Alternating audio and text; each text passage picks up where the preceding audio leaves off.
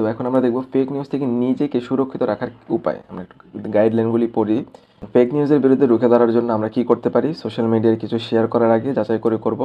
তুমি একটা নিউজ দেখছো, একটা খুব চাঞ্চল্যকর নিউজ, বাট শেয়ার করার আগে দয়া করে একবার শিওর হয়ে নিও যে এটা কি ফেক নিউজ নাকি আসল নিউজ।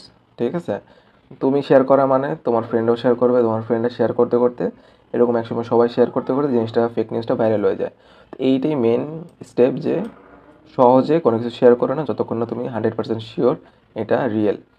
সন্দেহজনক পোস্ট বা খবর রিপোর্ট করুন। পরিবার ও বন্ধুদের সচেতন করুন।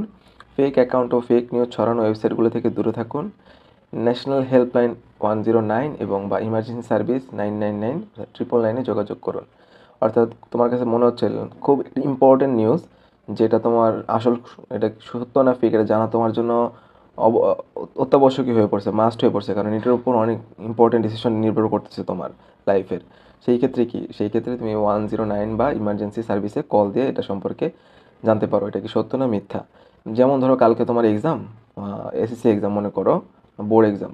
তো এখন তুমি একটা নিউজ পাইছো যে কাল কোনো এক্সাম হবে না, তোমার এক্সাম বাতিল হয়ে গেছে। তো এখন তুমি যদি এই ফেক নিউজ, এটা এটা যে ফেক নিউজ তুমি বুঝতে পারতেছো মোটামুটি, আবার তোমার কাছে রিয়েলও মনে হচ্ছে টেনশনের কারণে।